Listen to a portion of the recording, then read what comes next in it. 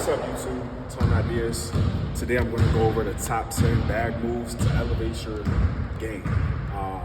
In this video, I'm going to go over 10 different workouts. I'm going to give you the best workouts to elevate your bag, elevate your game. So, yeah, I'm going to go deep into detail on how these moves are supposed to be done and how, what to look for, the attention to detail.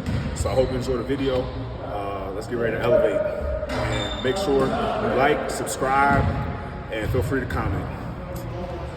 So this is a warm-up, a typical warm-up I do. I usually do this if I hadn't played basketball in a while, but in general, it's a great way to give you a better feel for the ball, and it warms up your bag. It definitely warms up your dribble moves. And so I do this for about 3 to 5 minutes, and I just go through each one, just getting comfortable with the ball, warming my handle up. And for me personally, this is the more organic, typical way people warm up their, handling. There's different variations. There's all types of variations. I feel like ultimately it just comes down to what suits you. And as long as you're getting comfortable after doing it, that's all that matters. So this is what gets by for me.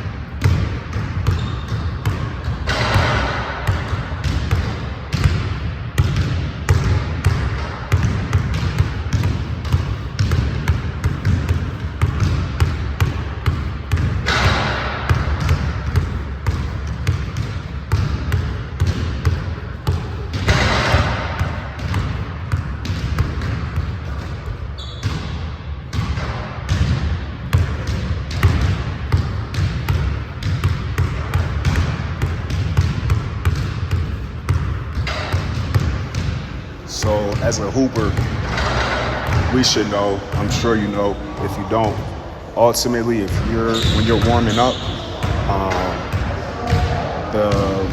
when you're warming up your shot, you always want to start in close and then you want to work your way out.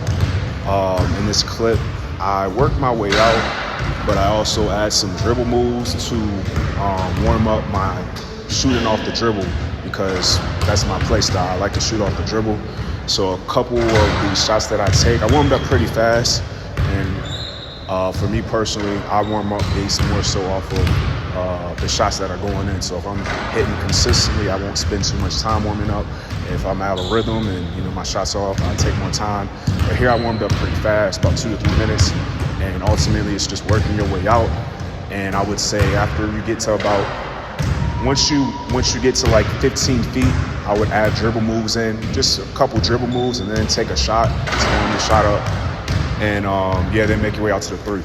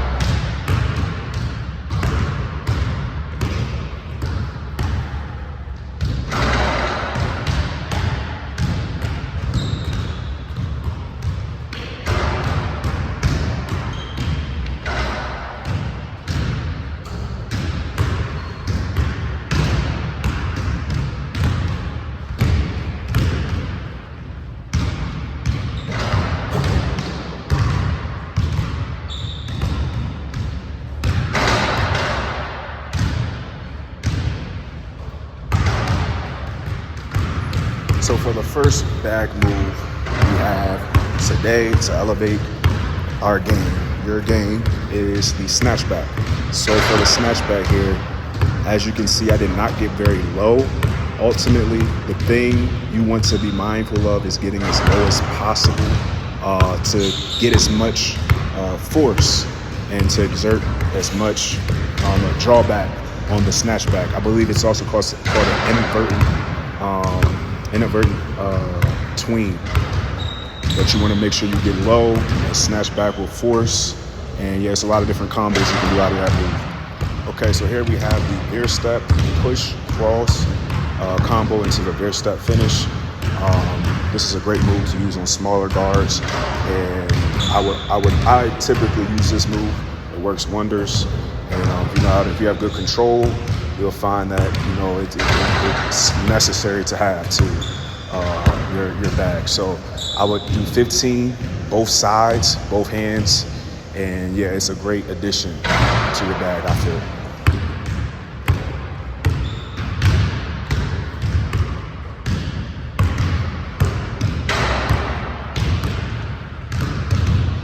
Here we have the reverse layup. When you do your reverse layups, you always want to make sure you practice with both hands. I have the typical reverse layup, the underhand reverse. Switch to the athletic reverse. I'm just going to say the D-Rose reverse, but in motion, off 2 feet reverse, you'll find that that's one of the more effective reverse layups to use, especially once you really develop your game. And then the last was the last I got it from Kyrie Irving, and you're standing under the basket, and it helps with your touch in different situations. You'll find that those more tougher lays by standing under the basket and hitting a part of the backboard, you'll get a better touch that way for sure.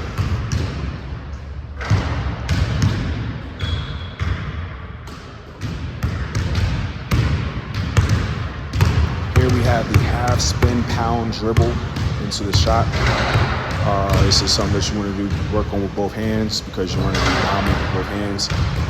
When you do this move, you want to explode out of the half spin into the pound dribble, because the half spin, you're throwing the defender off.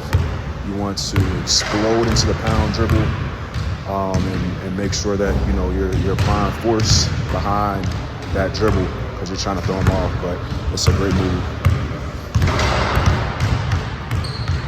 Up next, we got my favorite move, the power spin misdirection, or the spin misdirection. Let's just say the spin misdirection into the shot. So on this move, how I step back out of it, I kind of gather my feet before I shoot, but usually it's one big power hop that you would do.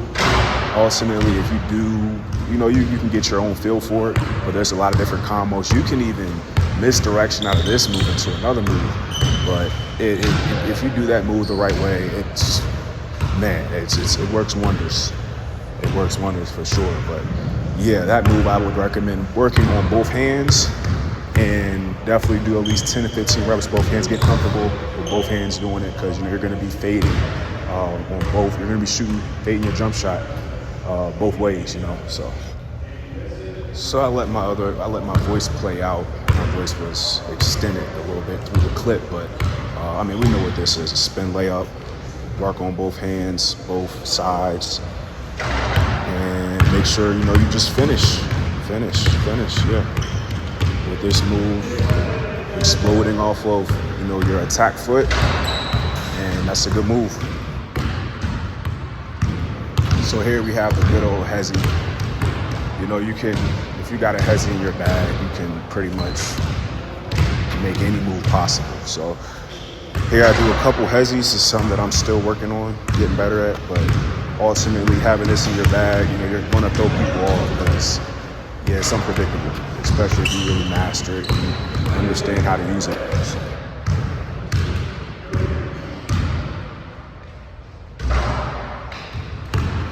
And for number 9, we got the combo into pull-up mid-range jump shot. You want to make sure that you work both sides of the court with this drill. And if you have a mid-range game, and if you can get crafty inside with this mid-range skill, I feel like it can really be unguardable, especially if you know how to elevate on your shot like me. You're pretty much unguardable, unstoppable. But doing this out of dribble moves is next level.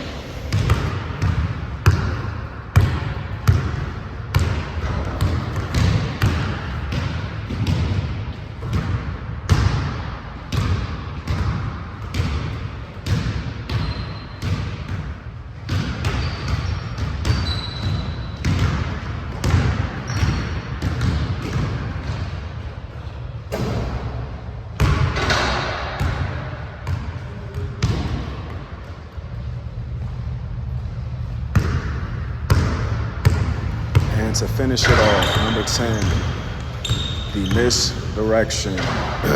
Man, this move is fun once you understand how to do it and you know, bounce off of it and stuff. Man, it's an elite move.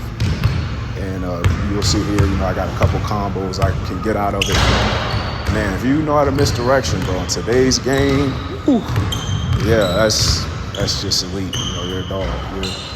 You're really like that if you can really master the misdirection. So that's how we end off. I would recommend doing anywhere from 20 to 25 reps. Just have fun with it. But yeah, it's definitely something that will take your game to a complete different level. Hope y'all enjoyed the video, and I'll catch you next time. Make sure to like, comment, and subscribe. Peace.